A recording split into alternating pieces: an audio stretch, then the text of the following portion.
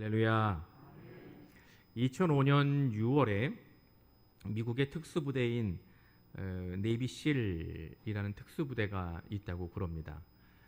이 부대를 이끄는 마커스 루트렐 하사가 부하를 데리고 파키스탄 국경과 아프가니스탄 그 근방에서 비밀 정찰 임무를 수행했습니다. 지금은 좀 해결된 문제이기도 하지만 그 당시에는 오사마 빈 라덴이라는 이야기를 우리가 굉장히 많이 들었던 탈레반 그쪽의 이름이었지요.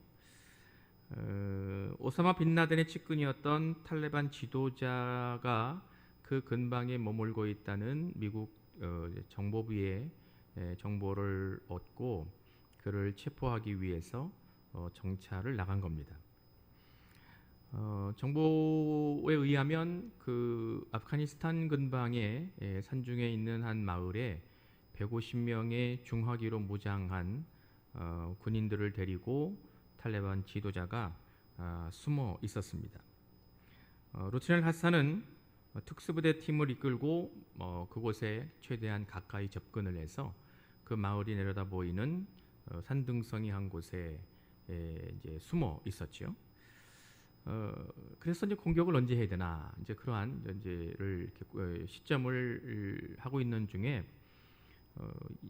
염소떼를 이끌고 걸어오는 아프가니스탄 농부들 몇 명을 마주하게 됐습니다. 그 중에는 14살짜리 남자아이도 있었고요. 그랬기 때문에 이 특수팀은 이들을 그냥 볼 수 없어서 일단 총을 겨누고 움직이게 못하게 하고 그리고 어떻게 이 농부들을 처리해야 되는지 논의하기 시작했습니다. 미국 그 특수부대 팀은 만약에 이들을 살려주거나 놓아주면 곧 얼마 안 돼서 자신들이 위치하고 있는 곳이 발각되고 위험에 처할 수밖에 없기 때문에 이들을 죽이거나 아니면 살려줘야 되는 심각한 문제에 직면하게 된 겁니다.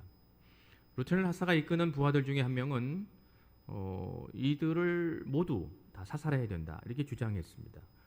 우리는 어떤 상부의 명령을 따라서 움직이는 군인이고 그리고 탈레반 지도자를 잡아가야 될 임무가 우리에게 있기 때문에 우리의 임무가 성공하려면 이들을 모두 죽여야 된다고 강력하게 주장을 했습니다. 루트넬 하사는 굉장히 갈등을 할 수밖에 없었습니다. 군인으로서 그리고 자기의 팀을 이끄는 이제 리더로서 목적을 이루려면 이들을 다 죽이는 것이 당연히 해야 될 일인데 동시에 루트넬 하사는 그리스도인이었기 때문에 이들은 군인도 아니고 민간인 신분이고 무기를 갖고 있는 것도 아니고 그 순간 미군들을 위협할 만한 어떠한 힘이나 능력을 가지고 있지 않은 사람을 과연 죽이는 것이 옳은가 이런 것에 대하여 아주 깊이 갈등을 할 수밖에 없었습니다. 고심을 하다가 루트넬 하사는 내가 그리스도인인데 이들을 죽일 수는 없다. 그런 판단을 내서 이 아프가니스탄 농부들을 살려서 보냈습니다. 풀어준 거지요. 그들을 놓아주고 나서 1시간 반쯤 지났을 때 탈레반 중무장을 한 탈레반 군인들 100여 명이 이 미국 네이비실 팀을 포위했습니다. 격렬한 총격전이 벌어졌고 자신을 구해달라는 무선을 친 이야기를 듣고 본 본부에서 헬리콥터가 16명의 군인을 데리고 이 팀을 구하라고 왔지만 루트넬 하사를 제외한 그의 부하들 전부가 그 자리에서 즉사했습니다. 전사했죠. 그리고 헬리콥터는 로켓을 맞고 추락했고요. 그곳에 타고 있었던 16명의 미군들, 특수부대 요원들도 다 전사했습니다. 루트넬 하사만 중상을 입고 목숨을 건져서 그 혼자만 그 사지에서 살아 돌아왔습니다. 루트넬 하사는 후에 자기가 있었던 그 일을 회고하는 글에서 뭐라고 글을 남겼냐면 그때의 순간은 내 평생에 가장 어리석고 덜 떨어진 결정이었다. 그렇게 후회하는 글을 남겼다고 합니다. 이 이야기는 실화이고요. 그리고 이 이야기는 언제 알려지게 됐냐면 미국 하버드 대학에서 학생들을 가르치고 있는 마이클 샌달 교수가 학생들에게 물었던 질문으로 사용되었던 것으로 이제 우리들이 알게 된 이제 사실인 거지요. 마이클 샌달은 자신의 강의를 듣는 학생들에게 이 이야기를, 이 실화를 그대로 전달해 주면서 만약 너희들이 루틴을 하사였다면 어떤 결정을 내렸겠느냐 그렇게 물었다고 합니다. 이 질문은 우리들에게 그대로 도전이 됩니다. 믿음을 갖고 그리스도인으로 신앙을 가지고 살고 있는 저와 여러분들에게도 동일하게 물었을 때 우리가 어떻게 결정해야 될는지를 매우 심각하게 고민하게 만드는 질문입니다.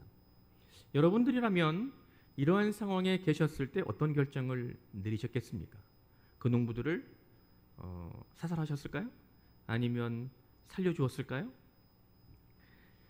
우리가 그리스도인으로서 하나님이 원하시는 삶을 살아내야 되는 우리의 모습들, 당연한 말씀으로 살아야 되는 그리스도인들의 모습이지만 우리가 세상 속에서 그리스도인답게 살지 못할 수밖에 없는 일들에 직면하게 될 때, 그러한 상황에 우리가 빠지게 되면 어떤 길을 선택해야 되고 또 어떠한 결정을 내려야 할 것인가, 참 쉽지 않은 물음일 수밖에 없습니다. 이 질문에 대하여 예수께서 우리에게 제시하고 계시는 기준이 있다면 그것은 무엇일까요? 그리스도인으로 살고 있는 저와 여러분들에게 아주 오래전 사도 바울이 전하고 있는 좀 애매하고 또 불분명해 보이고 무엇이 옳은지 기준도 없는 듯해 보이는 세상 속에서 저와 여러분들이 따라야 할 기준, 예수님의 말씀, 주님의 음성은 무엇인지 오늘 저와 여러분들이 함께 읽은 본문을 통하여 주님의 음성으로 들을 때 그 말씀에 집중하고 우리의 삶을 새롭게 만드는 저와 여러분들 되실 수 있기를 주님의 이름으로 기원합니다. 우리 교회 공동체는 2020년을 시작하면서 우리의 거룩함을 회복해야 된다는 하나님의 말씀 앞에 서게 됐습니다. 그리고 올 한 해 동안 우리 모든 성도들이 말씀과 그리고 기도로 하나님의 형상을 다시 내 안에 세워가는 그러한 일을 하기 위해서 애를 쓰고 시간을 보내고 있습니다.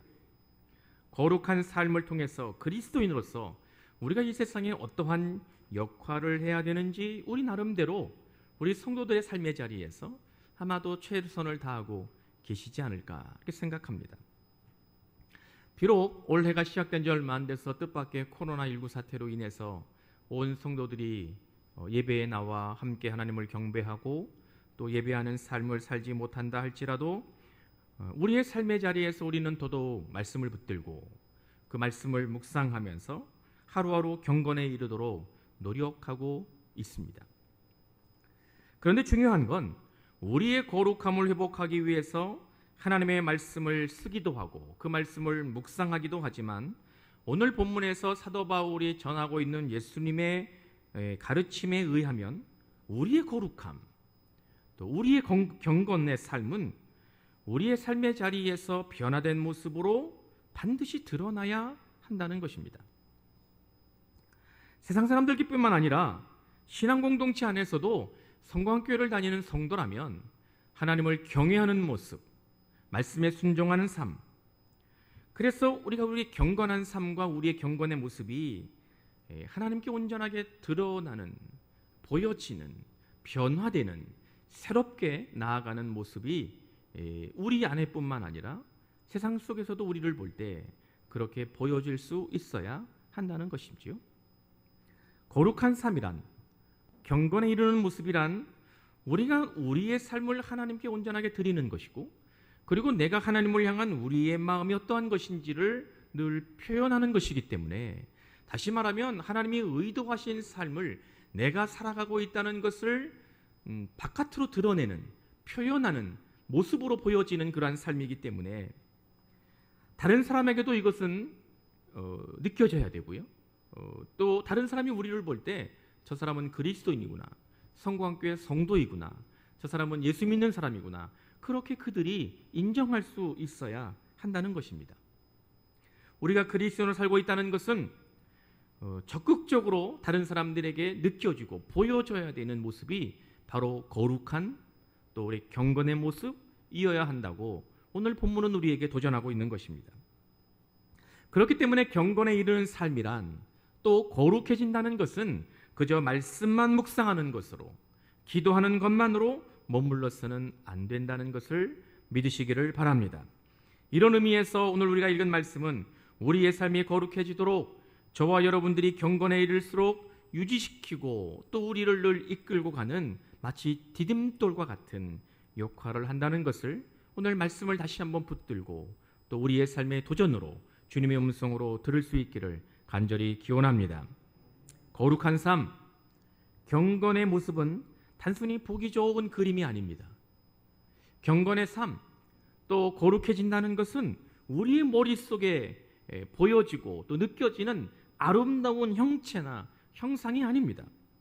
사도 바울은 우리가 읽은 본문에 읽은 한 부분에서 그리스도인들이 거룩해지려면 우리가 경건에 이르려면 일꾼으로 살아야 된다고 말씀합니다. 연단될 필요가 있다고 강조합니다. 수고하고 힘써야 한다고 오늘 본문을 통하여 우리에게 주님의 음성을 들려주고 있습니다. 예수 그리스도를 따라 살아가는 것은 우리에게 보여야 할 우리의 모습, 다시 말하면 경건과 그리고 거룩함이란 그저 우리에게 주어지는 것이 아닙니다. 시간이 흐른다고 자연스럽게 우리에게 드러나고 만들어지고 나타나지는 것이 아닙니다. 주께 부름받아 하나님의 사람으로 경건하게 살아내려면, 거룩한 삶으로 우리가 변화되려면 우리는 일상에서 부단히 애쓰고 수고해서 노력하고 만들어가는 과정과 훈련이 필요하다고 바울은 오늘 말씀으로 우리에게 가르치고 있는 겁니다. 학교에 들어간다고 해서 학생이 지식이 금방 많아지는 건 아닌 것 아니겠습니까? 군대 입대한다고 해서 조금 전에 제가 말씀을 시작하면서 들었던 것처럼 좋은 군인, 능력 있는 군인이 바로 만들어지는 건 아니지 않습니까? 학교에 들어가면 열심히 공부해야지만 지식이 쌓이는 것처럼 좋은 군사, 훌륭한 병사가 되려면 훈련과 또 연습을 부단히 해야지만 만들어지는 것처럼 우리가 예수 그리스도를 구주로 믿기로 결단했다고 그래서 내가 이제는 교회를 다니는 사람으로 살아야 된다고 또 그렇게 살아가기로 시작했다고 그래서 우리의 삶이 바로 거룩해지거나 우리의 삶이 경건의 모습으로 나아가는 것은 아닙니다.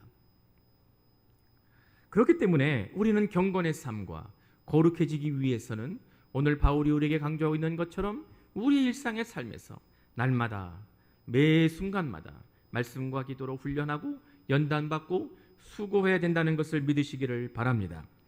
저는 오늘 사도 바울의 오늘의 권면이 오늘을 그리스도인으로 살고 있는 저와 여러분들이 반드시 들어야 하는 예수 그리스도의 음성이라고 믿습니다. 지금의 세상은 점점 어떻게 편하게 교회를 다닐까? 어떻게 우리는 좀 편리하게 신앙생활을 할까? 이렇게 생각하는 성도들이 많아지고 있는 이때의 모습에 우리 모두에게 주님이 주시는 진지한 도전이 되고 그 말씀을 통해서 우리의 신앙과 우리의 삶의 자료와 믿음의 모습을 새롭게 점검하는 성령의 역사가 우리 모두에게 가득할 수 있기를 주님의 이름으로 기원합니다. 사도 바울은 디모데가 섬기고 있는 교회 공동체를 향하여 7절에서 망령되고 허탄한 신화를 버리고, 아멘, 망령되고 허탄한 신화를 버리라고 말씀하고 있습니다. 바울이 의도하고 있는 이 말은 그 당시 그리스도인들이 거룩함에 대하여, 경건한 삶에 대하여, 그리스도인으로 살아가는 것에 대하여 어떠한 생각을 가지고 있었는지를 엿보게 하는 말씀입니다.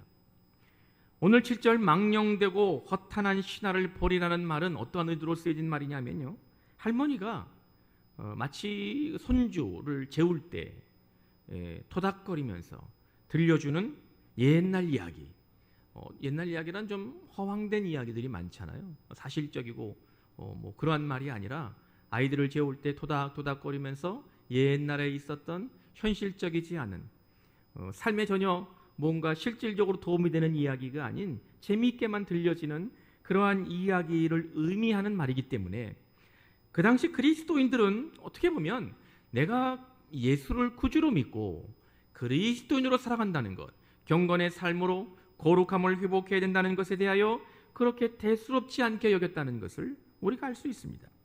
오히려 그들은 교회를 다니는 것, 그리스도인으로 살아간다는 것, 경건의 삶, 그리고 거룩함에 대하여 그냥 단순히 희죽거리게 만드는 한낱 아무런 의미 없이 듣고 흘러버릴 수밖에 없는 이야기거리를 삼았다는 것을 오늘 이 본문은 우리에게 엿보게 합니다. 저는 이 말씀을 우리의 삶에서 빈번하게 반복되고 발견되는 일종의 신앙의 왜곡이라고 생각합니다. 이 땅에 많은 그리스도인들은 요새 교회를 마치 취미 생활하듯이 다니는 사람들이 점점 늘어가고 있습니다. 우리 교회는 그런 분들이 안 계시지만 다른 교회 이야기를 들어보면 저분은 교회를 취미 삼아 다니는 것이 아닐까? 침묵해 생각하고 교회를 다니는 게 아닐까? 그러한 느낌을 받게 하는 그리스도인들이 점점 많아지는 시대임을 우리는 부인하지 못합니다. 신앙을 가지고 산다는 것을 단순히 내 삶의 필요와 유익을 위한 것으로 여기는 사람들도 점점 많아지고 있습니다. 만약 우리 그리스도인들이 이러한 오류에 빠지게 되면 교회 생활은 일종의 취미 생활과 같다. 그냥 사람 만나고 내 삶에 좀 윤택하게 만들고 좋은 관계를 유지하고 이런 생각을 가지고 교회를 다닌다면 예수를 믿는다는 건 내 필요에 따라 내가 원하는 것들을 얻어낼 수 있는 그러한 삶의 한 형태라고 그렇게 우리가 생각해 버리게 된다면 그때부터 하나님은 더 이상 우리의 삶의 목적이 아니라 하나님은 우리의 수단으로 전락해 버리게 됩니다. 그러면 성도들은 어떠한 순간에서도 모든 상황에서도 오직 하나님만을 바라보아야 되는 우리의 하나님을 놓쳐버리고 그저 여호와 하나님을 내 유분리에 따라서 가져오기도 하고 치워버리기도 하는 영적 위험에 빠지게 되는 겁니다. 지금은 교회를 건축하기가 굉장히 어려운 시대입니다. 예전처럼 교회 건축을 하기가 참 힘든 그러한 상황 속에 있습니다. 많은 교회들이 빚내서 경제적 부담을 안고 교회를 지키를 꺼려하고 있는 시대이기 때문이죠. 그래서 교회 건축을 앞두고 있는 교회들의 최대의 고민은 뭐냐? 어떻게 하면 빚을 덜 지고 교회를 건축할 수 있을까? 이런 것에 대한 관심이 많습니다. 제가 알고 있는 어떤 교회는 일찍이 땅을 좀 넓게 확보해서 땅을 더 구입해야 되는 어려움은 없지만 건축한다는 것도 그건 쉬운 일이 아니잖아요. 그래서 그 교회가 한 가지 방법을 찾았는데 그 땅을 건축업자에게 맡기는 거예요. 그 건물을 교회 형태의 건물을 올리는 것이 아니고 일종의 빌딩을 이렇게 세우는 거죠. 그 빌딩을 세워서 1층부터 한 4층까지는 건축업자에게 분양권을 이제 주는 거예요.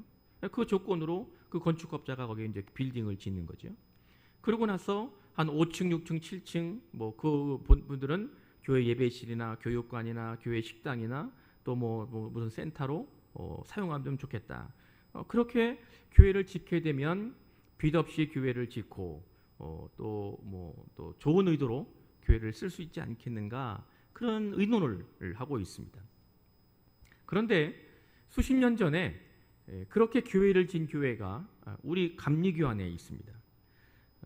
임차인으로부터 수익이 발생하면 그것은 선교와 그리고 지역사회를 위해서 쓰겠다는 목적을 가지고 지금의 이런 십자가를 다는 교회 형태로 교회를 건축한 것이 아니고 빌딩으로 교회를 지었습니다.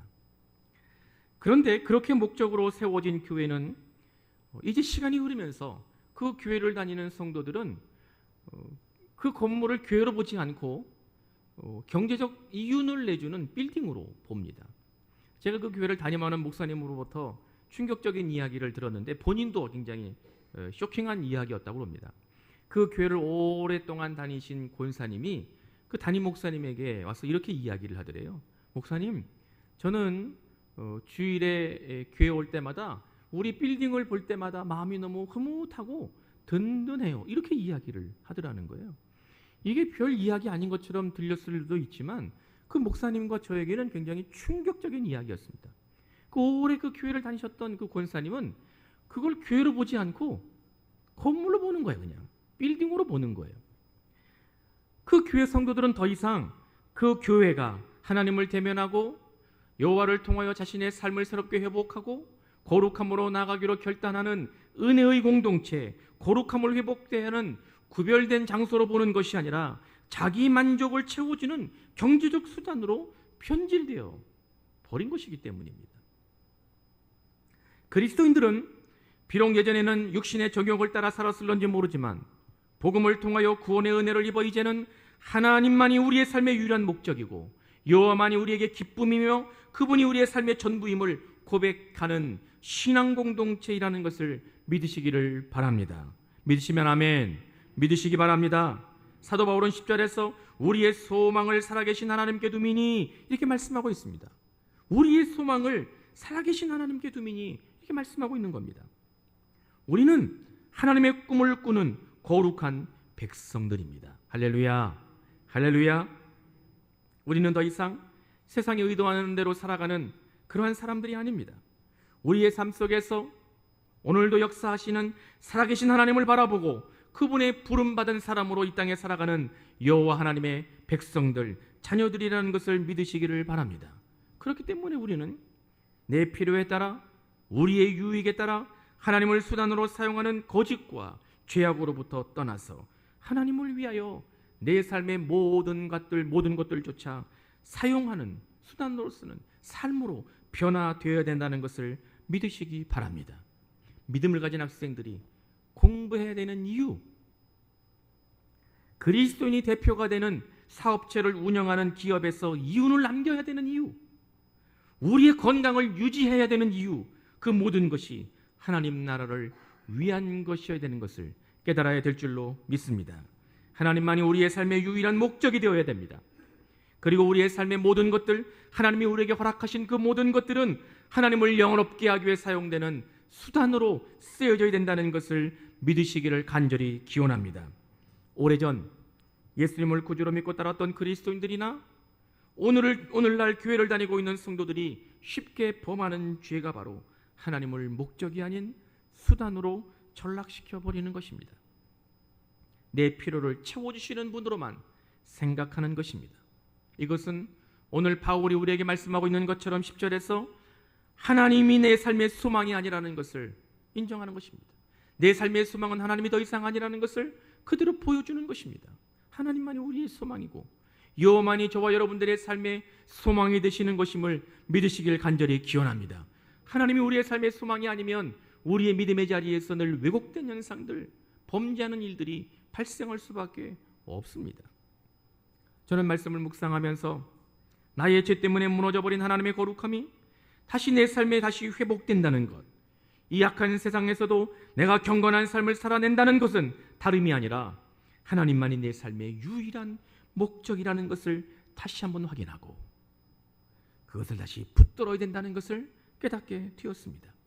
오늘 사도 바울이 오늘의 본문을 통하여 우리에게 표현하고 있는 것처럼 그 말을 바꾸면 내 인생의 소망은 오직 전능하신 하나님이심을 내 삶의 모든 영역에서 고백해야 하는 것입니다. 이것이 바로 우리 성도들이 서 있어야 되는 삶의 토대는 더 이상 성공이나 건강이나 부유함이나 평안함이 아니라 우리의 삶의 토대, 여러분들의 믿음의 자리를 흔들지 못하는 하나님의 말씀으로 우리가 그 위에 서야 된다는 것을 믿으시기를 간절히 기원합니다.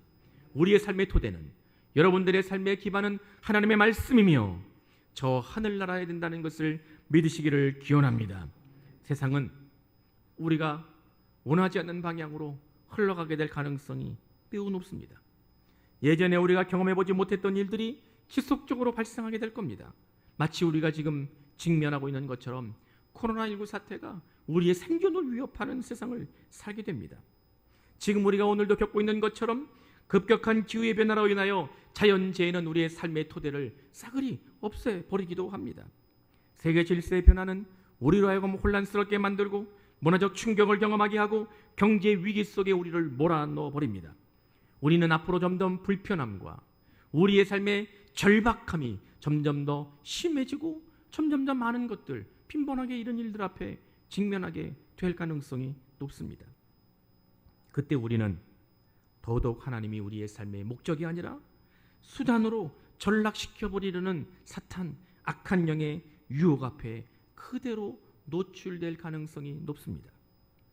바로 그 순간 우리 사랑하는 성광의 성도들은 오늘의 말씀을 기억하면서 단호하게 하나님만이 내 삶의 목적이며 할렐루야 할렐루야 여호와만이 우리의 인생의 유일한 소망이라는 것을 당당하게 고백하실 수 있기를 주님의 이름으로 기원합니다. 내가 변하였을 뿐, 우리가 달라졌을 뿐, 우리가 변질되었을 뿐 한순간도 우리로부터 떠나지 아니하시는 하나님이 저와 여러분들의 삶에 함께 하시고 그 성령 하나님께서 날마다 우리를 위로하시며 우리 가운데 도움을 주시는 분으로 인도하셔서 하나님이 주시는 평안, 하늘로부터 내려오는 은혜가 가득한 기쁨으로 살아갈 수 있도록 역사하시는 우리 모든 성광의 성도들 되실 수 있기를 주님의 이름으로 간절히 축원합니다. 축원합니다.